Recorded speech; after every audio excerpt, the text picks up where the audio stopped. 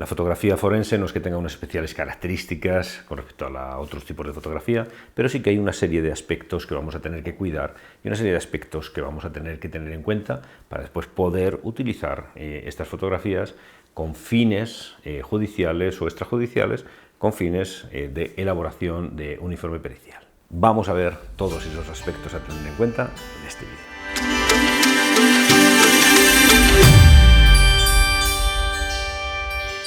¿Para qué utilizamos la fotografía forense?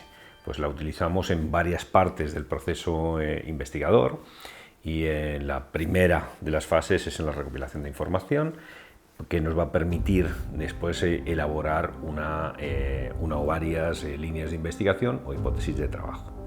Hay una segunda fase en la que vamos a utilizar esta fotografía y va a ser en la fase probatoria, es decir, en la fase en la que vamos a tratar de probar o refutar una de las líneas de investigación o hipótesis.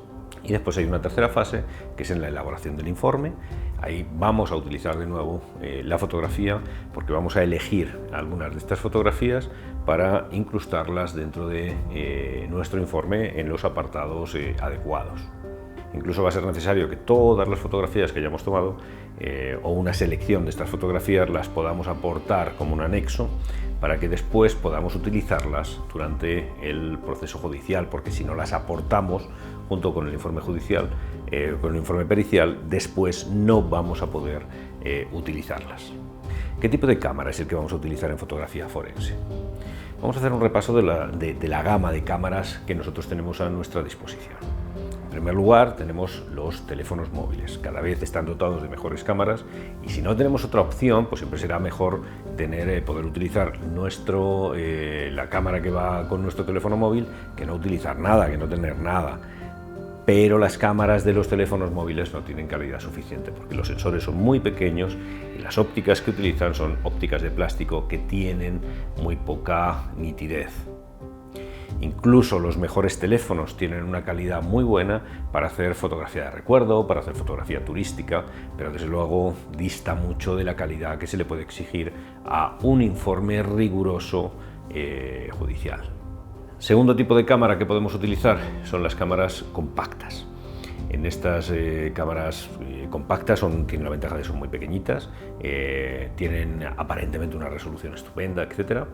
Y de nuevo, si no tenemos otra cosa, pues tendremos que utilizar eso. Pero también los sensores son muy pequeños, las ópticas son malas, no tienen suficiente nitidez, por tanto, pues bueno, si no tenemos otra cosa utilizaremos eso, pero no podemos pensar que eso va a ser nuestra herramienta de trabajo principal, una cámara compacta barata. Vamos a tener que pensar en algo un poquito mejor. Dentro de este mundo de las cámaras compactas no podemos olvidar un tipo de cámara que va a ser muy interesante y que ya sí que tiene una calidad mínima por algunas ventajas, que son las cámaras de acción, siempre pensando en cámaras de primera línea, especialmente cámaras tipo GoPro o cámaras tipo Sony.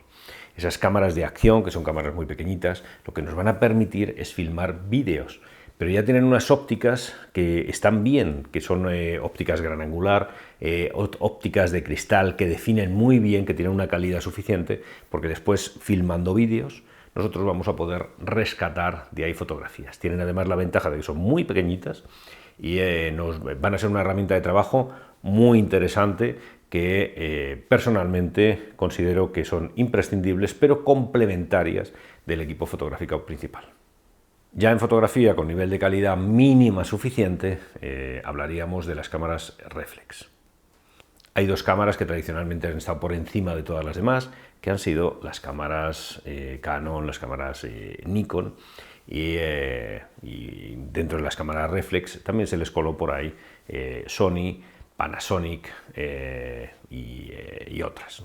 Estas cámaras reflex ya tienen unas ópticas suficientes, tienen unos sensores suficientes, tienen más o menos resoluciones que van entre los 18 y hasta en algún caso hasta los 30 megapíxeles, más o menos por ahí se mueven, pero los sensores ya tienen una calidad muy razonable. Así que como mínimo pensaremos en cámaras tipo reflex. Lo que ocurre es que si nos queremos ir a lo mejor disponible en el mercado, tendremos que ir a otro tipo de cámaras, que son las cámaras que se denominan mirrorless. Ya no van equipadas con ese espejo que se movía y se retiraba para que quedara grabada la imagen en el sensor, sino que directamente visualizamos a través de una pantalla electrónica y el sensor pues es un sensor electrónico, con lo cual ya no necesitamos ese espejo que le aportaba peso y que no aportaba pues, realmente nada interesante.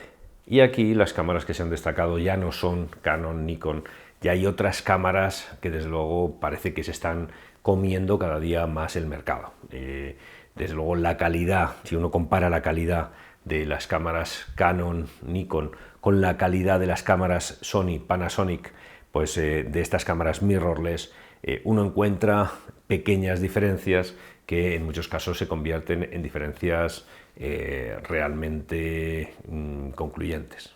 ¿Qué resolución mínima deberíamos pedirle al sensor con el que van equipadas estas cámaras? Pues bueno, como mínimo vamos a pedirle 24 megapíxeles, pero será mucho más interesante si le podemos pedir más.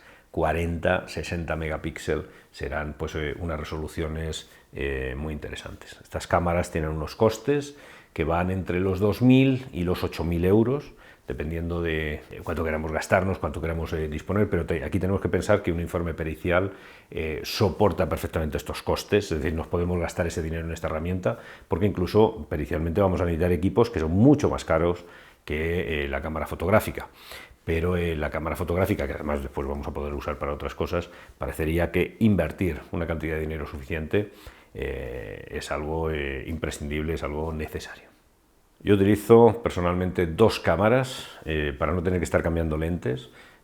Utilizo dos cámaras y llevo conmigo dos cámaras cuando voy, y además apoyo eso con una cámara de acción, una GoPro. Las cámaras que utilizo son una Sony Alpha 7 3 y utilizo también una Sony Alpha 7 R4. Utilizo estas dos cámaras porque en una de ellas monto un objetivo gran angular y en otro monto un objetivo bueno, pues de gran uso, de un 24-70, pero esa cámara que lleva el apellido R de Resolution tiene una resolución de 61 megapíxeles, con lo cual después puedo ampliar detalles con cierta calidad. Las cámaras mirrorless además tienen la ventaja de que electrónicamente han trabajado bastante cuál es el tratamiento de la imagen, con lo cual se puede subir mucho el ISO y obtener pues, unas fotografías de muy buena calidad en condiciones de luz bajas. En muchos escenarios que vamos a tener que fotografiar pues son escenarios con una iluminación pobre. Entonces tendremos la posibilidad de modificar esa iluminación con iluminación adicional, o podremos subir la ISO.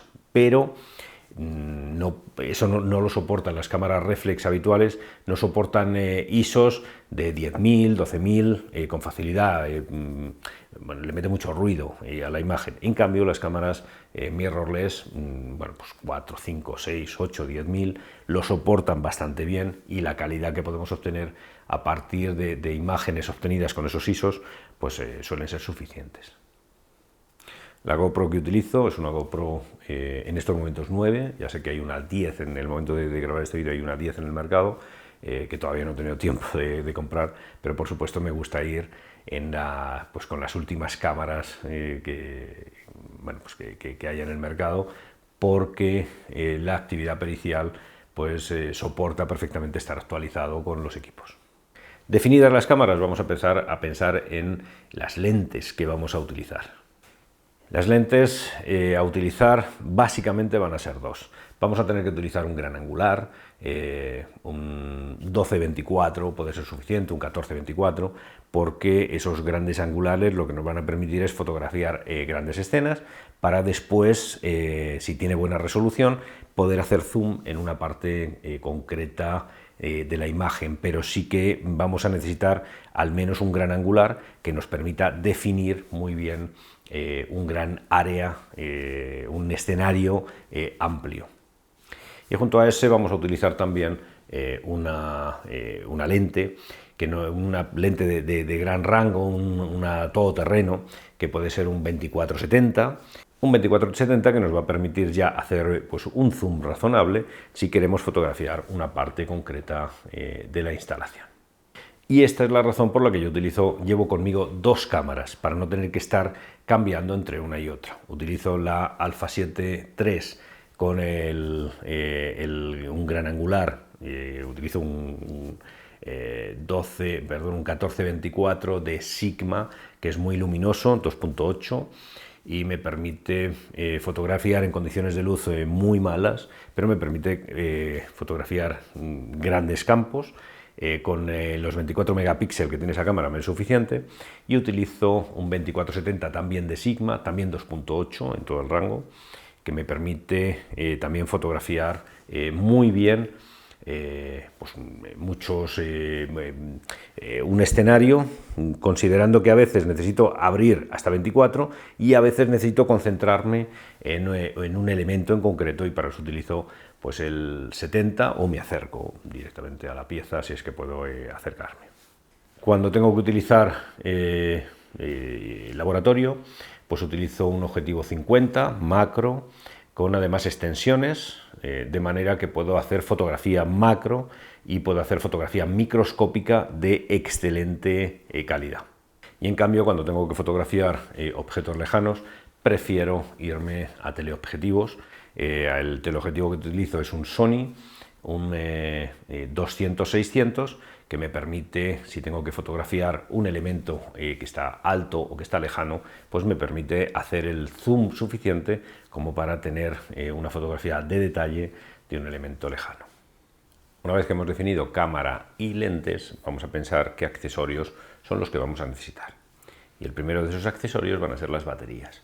Vamos a tener que preparar baterías suficientes para pasar una jornada entera fotografiando. También puede ser conveniente que nos llevemos un cargador para que una vez que hayamos utilizado una batería pueda continuar el proceso de carga, a veces con una power bank que podemos llevar en la bolsa y un cargador adicional, pues podemos estar cargando baterías a medida que se nos van descargando. En algún caso el trípode puede ser un elemento necesario, pero no es uno de las herramientas más usuales en fotografía forense. Alguna vez sí que podemos necesitarlo, pero no es tan habitual. En cambio, la necesidad de iluminación a veces puede ser necesaria. Personalmente prefiero utilizar subir el ISO que utilizar iluminación extra. Pero en caso de utilizar iluminación extra, son dos tipos de iluminación el que podemos utilizar. Uno en base a proyectores LED, fundamentalmente, que podemos instalar en algún sitio, siempre cuidando cómo van a ser los reflejos que nos dé esa iluminación adicional, y siempre regulando perfectamente el balance de blancos para evitar que los colores pues, puedan verse distorsionados. Aunque eso después en la edición lo podemos retocar. Y en algunos casos vamos a tener que vernos en la necesidad de utilizar flash. Los flashes más convenientes que podemos utilizar son flashes de tipo orbital, que se instalan directamente en el objetivo y que tienen luz difusa, de manera que generan menos esos reflejos. Pero como digo, a mí personalmente no me gustan especialmente. Las tarjetas de memoria también serán otro elemento importante, y dentro de estas tarjetas de memoria tendremos que tener capacidad suficiente y tienen que ser tarjetas rápidas. Personalmente prefiero las tarjetas V60 o V90, ya lo de clase 10 ya por supuesto lo damos por entendido, pero tenemos que irnos a las mejores tarjetas que dispongamos en cada momento. Tenemos que llevar tarjetas suficientes, e incluso si nuestra cámara va equipada con dos ranuras, configuraremos la cámara en modo copia, es decir, que se copie directamente en los dos dispositivos, por si acaso a uno de ellos le pasará, es decir, que esté haciendo respaldo automáticamente por si a alguno de ellos le pasará algo. Hay que tener en cuenta que el escenario que vamos a fotografiar en muchos casos es un escenario único, es decir, que nosotros no vamos a poder repetir una fotografía, y si perdemos esas fotografías por la razón que sea, no va a ser fácil recuperarlas. Por tanto, va a ser preferible que configuremos nuestra cámara en opción de que esté haciendo respaldo constante en el caso de que tenga dos ranuras. Cuando ya estamos en laboratorio y cuando estamos haciendo fotografía forense, pero de laboratorio, ahí ya sí que tendremos que utilizar alguna herramienta adicional, como son, por ejemplo, los tubos de extensión y los objetivos macro, para poder fotografiar, poder tomar imagen microscópica. La bolsa de transporte también será un elemento importante. Hay muchas bolsas de transporte disponibles y lo que sí es interesante es que sea una bolsa de transporte que nos permita llevar objetivos adicionales, que nos permita llevar dos cuerpos, que nos permita llevar algún flash. Mucho mejor si se trata de bolsos que de mochilas, porque la mochila tiene el inconveniente de que tenemos que estar, no sé, que es mucho más difícil de operar, pero si es bolso, podemos sacar con facilidad estos elementos. ¿Y qué vamos a fotografiar? Pues cuando pensemos en qué vamos a fotografiar, son tres elementos principales los que van a ser nuestros motivos. En primer lugar, vamos a fotografiar áreas. En segundo lugar, vamos a tener que fotografiar daños, es decir, elementos que aparecen dañados. Y en tercer lugar, vamos a fotografiar evidencias. Es decir, son cosas que no son daños, pero sí que nos van a permitir recabar información para hacer la investigación. Así que empecemos por el primero, que son las áreas. ¿Qué áreas? ¿Cómo vamos a fotografiar un área? Pensemos que delimitamos un área, que el área que tenemos que fotografiar es este, y es un área grande. ¿Cómo vamos a tratar de cubrirlo? Yo sé que lo que voy a decir a veces no es aplicable, pero vamos a tener que adaptar esto a cada situación en concreto. Lo que sí vamos a tener que pensar es que si tenemos que cubrir todo este área, el objetivo principal que vamos a utilizar para cubrir áreas va a ser un gran angular. Si puede ser un 12 o un 14, 24, como objetivo, pues mucho más interesante. Pero nosotros vamos a tratar de cubrir desde aquí todo este área, vamos a tratar de cubrirlo desde aquí, desde aquí, desde aquí, desde aquí, desde aquí, desde aquí, desde aquí. Es decir, en total van a ser 8 puntos los que vamos a tener que definir. Fijaros que de momento estamos hablando de 8 fotografías. Vamos a tener que hacer, pues probablemente para fotografiar un evento, pues van a ser 1000, 2000, 3000 fotografías. Esto tampoco estamos pidiendo ninguna cosa del otro mundo. 8 fotografías. Si podemos hacerlas a 2 o 3 niveles, mejor. Con lo cual, si podemos hacer una a un nivel, más o menos a este nivel, otro, todo lo que nos dé la mano, y si podemos subirnos en algo, pues mucho mejor, una escalera o una grúa o algo así, pues estupendo. Es decir, que estas las vamos a multiplicar por 2, por 1, por 2 o por 3, dependiendo de los medios que tengamos para tomar fotografías a diferentes planos. Pero puede ser que tengamos varios escenarios, es decir, que tengamos que fotografiar varios escenarios. Pues si fotografiamos varios escenarios, definimos esos escenarios y tratamos de hacer estas 8 fotografías. Pero además de eso, después vamos a tener que entrar dentro, esto es desde fuera del escenario, pero si tenemos que entrar dentro del escenario, vamos a dividir el escenario en tantas porciones como creamos necesario. En cada caso pues tendremos que ver, vamos a buscar un escenario típico en el que podemos dividir en 9, y en cada uno de esos 9 lo que vamos a intentar es fotografiar el interior de este escenario desde 4 puntos, 1, 2, 3 y 4. Eso para cada uno de estos, cada uno de estos cuadrados, estas áreas que vamos a definir. Con eso vamos a tener un detalle completo de estas áreas. Pero una vez que hemos fotografiado las áreas, nos vamos a ir a fotografiar los daños. Es decir, todas esas piezas que aparecen dañadas vamos a tener que fotografiarlas.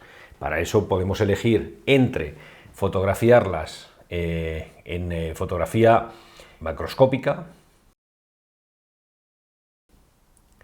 Es decir, que lo que vamos a hacer es tratar de fotografiar la pieza desde varios ángulos, desde varias posiciones, tratando de ver los defectos que presentan y tratando de buscar la fotografía que mejor represente el defecto que queremos fotografiar. Por ejemplo, si queremos fotografiar una pieza que está curvada, pues tendremos que buscar el ángulo, tendremos que posicionar la pieza o la cámara de manera que se aprecie mejor esa curva. Nunca lo haremos si queremos hacer algo curvado, pues una fotografía cenital en el que no se aprecie la curva. Entonces tendremos que buscar cómo se aprecia mejor el daño que queremos destacar. Y en caso de duda, lo fotografiamos desde todos los puntos de vista que se nos pueden ocurrir. Pero también podemos hacer, para cada uno de estos daños, fotografía microscópica. Para esa fotografía microscópica podemos hacerla in situ, podemos hacerla en laboratorio.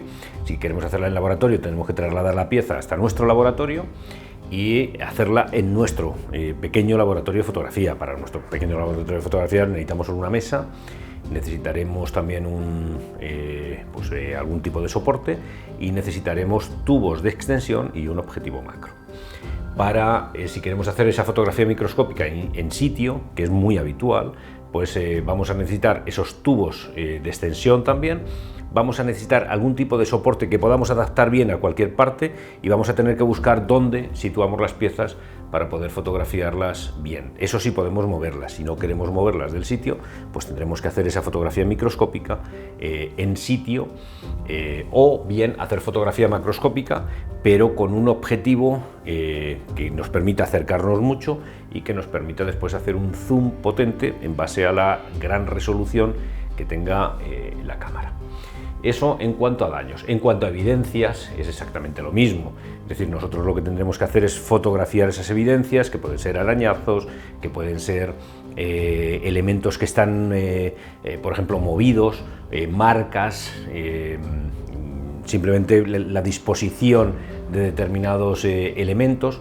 Todo eso que van a ser, que ya no entran dentro del capítulo de daños, sino que entran dentro del capítulo de cosas que nos llaman la atención, esas evidencias, pues también vamos a tener que fotografiarlas siguiendo los mismos criterios de los daños. Es decir, puede ser fotografía macroscópica, es decir, fotografía en la que nosotros tratamos de reflejar pues cómo es la disposición de elementos, etcétera, o puede ser fotografía microscópica en el que queremos detallar, queremos hacer una fotografía de un detalle concreto de una marca concreta. Fijaros que es muy importante, mucho, cómo es la resolución de nuestra cámara, la nitidez de nuestra lente y la resolución del sensor.